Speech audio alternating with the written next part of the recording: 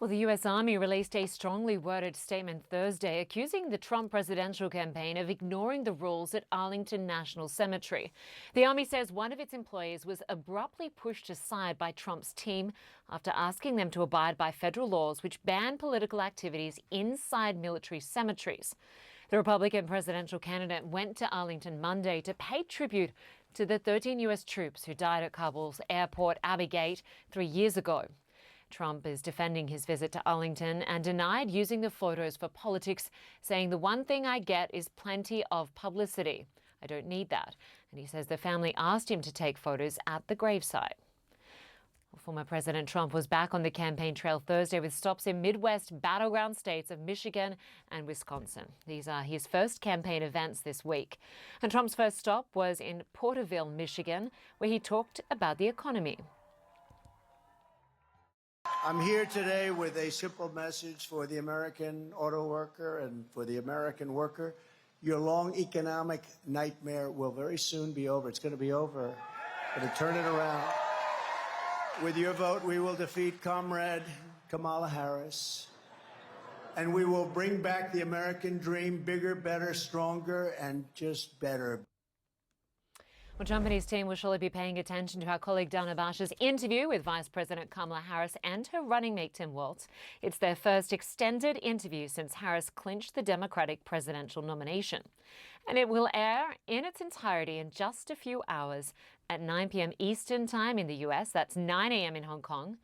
Republican strategist Rina Shah joins me now for more on all of this. No doubt, Rina, Trump's team will be watching that interview closely ahead of their expected debate, if it should happen September 10th on the ABC. What will they be watching for? Well, in particular, in this sit down with Harris and Walz, I think millions of Americans will be looking to hear the vice president, in her own words, how she plans to be different than her current boss, President Biden. There will be a range of topics, no doubt, being discussed from Gaza all the way to fracking and Medicare for all. In particular, Medicare for all, the single payer system, as well as the issue of fracking for oil.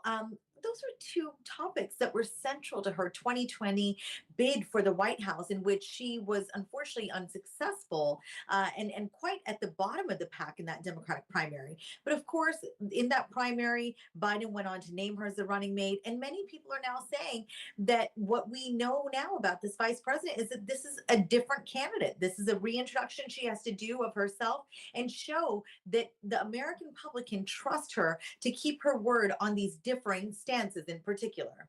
And of course, recently Donald Trump questioned her race. She was asked about that in the interview. In a sneak peek, we've already heard. But we also saw Trump today reposting a sexual remark that is really too vulgar to show on CNN about Kamala Harris and Hillary Clinton. Why would Trump amplify that ugliness? Well, Trump amplifies a lot of ugliness and has since 2016. So this is no different than Trump being Trump. And unfortunately, it is a very difficult moment as I'm raising young daughters, and I myself have worked for years to get more women into American elected and political life at various levels, whether they be political appointments or again running for office at every level. I should note Kamala Harris is unique in one particular way. She has been elected at all levels of US government, local, state, and federal. And so to see a woman of her stature, somebody who's worked to get where she is, and whether you like her or not, those are just the facts. It is tough to see that she is still being criticized by the former President Trump. You know, this is a disgusting and unfortunate thing that many women in public life have to endure. But the fact that Trump continues to levy such ridiculous allegations against her, some of which I'm embarrassed to even repeat. It is the kind of thing that we as American women know we have to fight against. But so many of Trump's supporters, as they have from 2016, continue to say this is locker room talk. This is boys being boys. And so in essence, I do see Harris and her team continuing to just move past these personal and character attacks and try to speak to the issues of the day and try to talk to winning this race. And of course, Rina, the US Army is criticizing Donald Trump and his team for going to Arlington Cemetery and taking photos at an area that is banned under federal law from campaign events. But instead of apologizing, Donald Trump is doubling down. Why?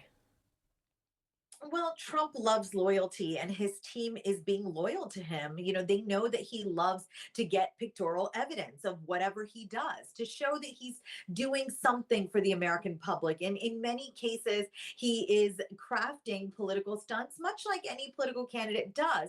But he goes a step further, almost to highlight something that isn't really there. What he did at the Tomb of the Unknown Soldier, though he was requested by certain families to be there, I think was an affront and a slap to the face of the many military families who've lost somebody in action, and frankly anybody whose family has put on the brave uniform of our nation. So I don't know how this is much different than previous things he's done to attack military families, and there's a long list of them. All I know is that his team is this time personally liable, it seems, for a physical altercation with somebody that is official U.S. government staff and was just carrying out the duties of her job. I think it should be highlighted that this is kind of mob boss mafioso behavior, and Trump seems to be okay with it by doubling down and defending his team as having done nothing wrong, even though they were breaking the rules that are on the books. Mm. All right, Rina Shah, good to have you with us. Thanks so much. We will all be watching that interview later today with Kamala Harris and Tim Walz, less than 3 hours from now on CNN. Thank you. Thank you. Well, still to come, getting windows cleaned is the job of this robotic machine. We're going to speak to a company hoping to revolutionize the multi-billion-dollar window washing industry by replacing humans with bots.